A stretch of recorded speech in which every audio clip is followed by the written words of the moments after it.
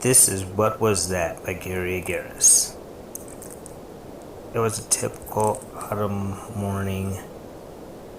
Kimberly was in the backyard and she's getting tent set up. She's getting it all cleaned up. She's so excited that she's going to have a sleepover.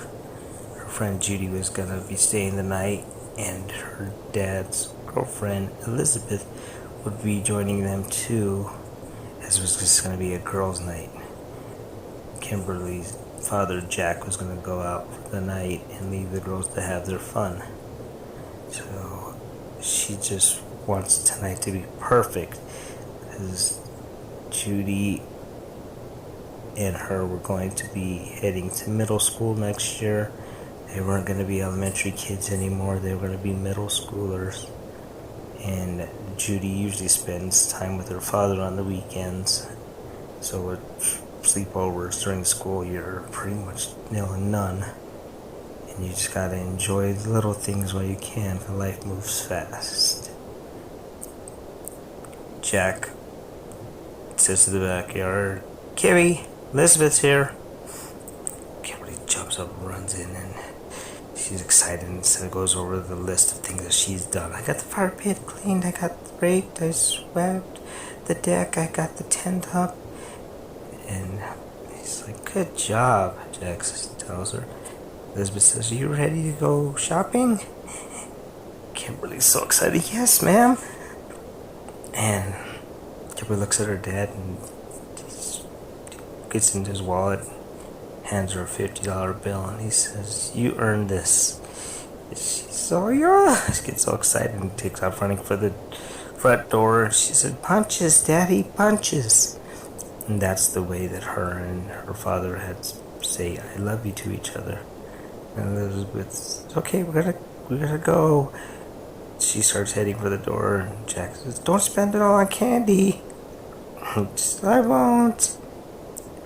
And the girls get in the car and they go to pick up Judy. They're gonna go to the grocery store and get all the food and snacks that they're gonna have for that afternoon. And Jack has to take out to a job site, and then once he's done there, he's gonna go ahead and meet his buddy Mark. Mark's in the band. They needed a drummer to fill in, and Jack had played with them before, so he knows the set, and he's gonna fill in. It's a pretty exciting afternoon for him as well. And the girls get Judy, and they get in the car.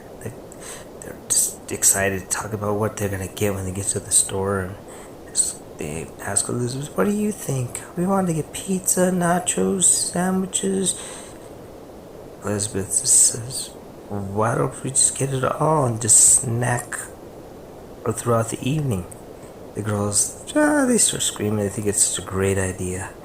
Get to the grocery store, and they're running around getting their frozen pizzas and stuff for nachos. Elizabeth notices that Kimberly is really, really focusing. She says, "Something the matter?" She says, "I don't know if I'll have enough, because I wanted to get my dad some jerky, because he likes it and he never gets it for himself." And Kimberly just feels like adding it up in her head. Elizabeth hands her another 50 and says, "I didn't put in my half." And the girls start screaming, and they run off, and they come back. And she's like, "4 bags?" Elizabeth asks. Kimberly says, "1 for each of us, including my father."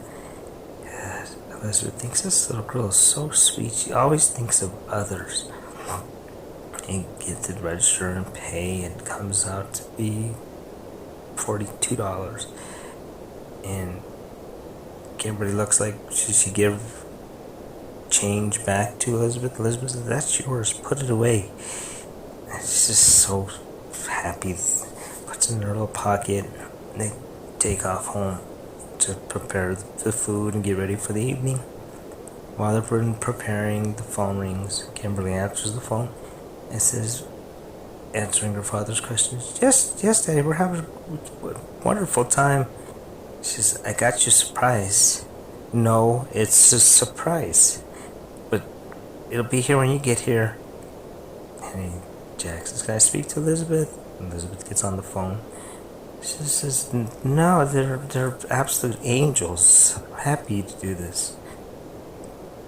And she gets real quiet, backs up answering questions, and says, okay, I love you. And the girls hear her say, woo, mocking her. And then Kimberly says, punches, Daddy. And they hang up the phone. And they're having the time of their life. They're watching 2 videos that Elizabeth had brought the girls had never seen, Bring It On and Clueless. They had finished watching Bring It On and put in Clueless, and Elizabeth rolls in a cosmetic trunk, opens it up, and it's tray after tray, color after color, and the girls start screaming and getting excited again, and they're picking colors and what colors they want to put on and try. And Elizabeth just sits back and thinks back when her and Jack had first met, and he insisted that they be a couple and be in a real relationship before she even had a chance to meet his daughter. And she agreed, but right now at this moment she realized what he meant, because she loved that little girl as much as she loved her father.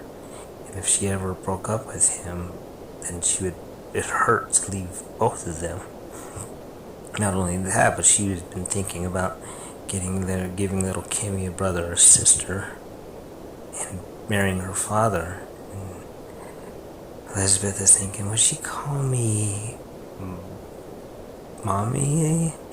Stepmommy Elizabeth? Mama Elizabeth? And as she's dreaming of this, thinking of this, her phone goes off, rings. Elizabeth picks it up. Here's a man's voice, says, hello, Lizzie. She looks. She backs into the kitchen to talk. She says, Spider? Spider was this horrible man that brainwashed her and abused her mentally, physically, and sexually. Elizabeth says, what do you want, Spider? Spider says, I want my Lizzie back. It's not gonna happen. Don't call her again, and hangs up the phone and rejoins the girls in the living room. Has a look of terror on her face. Kimberly looks up and says, Elizabeth, are you okay? Elizabeth shakes her head and shakes it off and says, yes, fine, smiles and rejoins the girls to put their makeup on. They finish up and the girls head up, put on the pajamas, and they go outside in front of the fire pit, and Judy's teaching them how to make s'mores. And Elizabeth is telling them scary stories. She gets to the part in the story that says, and the girls all said, what was that? And at the same time, boom, boom, boom, pound on the front door. The girls scream and hop back, and then they start laughing because they got scared. All except Elizabeth. Her eyes get big. She says, girls, stay here. Don't move. Stay here. Elizabeth is walking to the front door, and her heart is racing and her mind is racing. It's just as fast. She's thinking, is it Spider? Could he have found me? She's thinking, who is it? She says, no reply. Right mind is still racing. She looks out the peephole. Nobody there. She latches the chain, opens the door a little, and sees a bouquet of roses. Thinks, it's Jack. He's messing with me. He does stuff like that.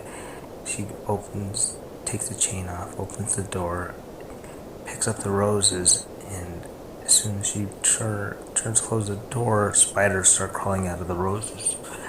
And hears a voice say, hello, Lizzie. The spider pushes her into the house, followed by 4 other men. Close the door. Spider bends down and tells her, when I said forever, I meant forever. Grabs her by the back of the neck and pushes her to the backyard. And as he gets back there, he says, are you going to introduce me to your friends? And Elizabeth looks, and there's 2 men standing back there with the girls. She says, don't hurt him, Spider. Smile turns to a frown and he looks at her and says, "Hurt him! Hurt him!" And then he smiles again and looks at the girl and says, "I just want to know who your little friends are." And Kimberly could tell the terror in Elizabeth's eyes. She says, "Mr. Spider, I am Kimberly. This is Judy. We're having a kind of a girls' night. We're getting ready for bed. I wish she would have called or came sooner, but we should be going to sleep. My father should be home soon, and I don't want to disappoint him by being awake." The spider laughs and says, "I like this little girl. She got spunk." He says, "Well, honey, we'll be out of your hair in no time. As soon as Lizzie gets her stuff, we'll be out." And the girls run and they put their arms around Elizabeth and they're crying, and Spider just nods his head and the men pry the girls away from Elizabeth. As Spider puts his hand around her neck and forces Elizabeth down to her knees, and the girls are squirming and Judy gets away. She heads for the fences. The guy goes in hot pursuit and two others follow. Spider stands there watching three grown men struggle with the little girl. And he says, "She's a kid. Pick her up and bring her back over here." They pick her up and bring her over. He says, all right. If you guys won't let Lizzie go, then you all go." And they start kicking and screaming even more and run. And the guy grabs onto Judy and she's squirming, and then she stops. And he held her just a little too tight because she got away from him once and actually snapped her neck. Elizabeth sees this and she goes running towards her, and Spider puts his knife right into Elizabeth's gut and looks down at Kimmy and says, "See what happens when you struggle?" Like he's giving her a life lesson. Elizabeth's phone buzzes. He picks it up and it's a text message from Jack. He reads it out loud. "Finished up here, heading home. Kimberly's asleep. Tell my little Kimmy if she's asleep. If she's not, tell my little Kimmy bunches." Spider laughs and throws the phone. Kimberly's not crying anymore. Her eyes are just peering at Spider. She says, "Mr. Spider, sir?" And he turns and looks at her. She says, "You're a coward and a weak man. May your soul burn in hell." And he flashes at her, slashing her throat. As she drops, her eyes just still stare at him, peering.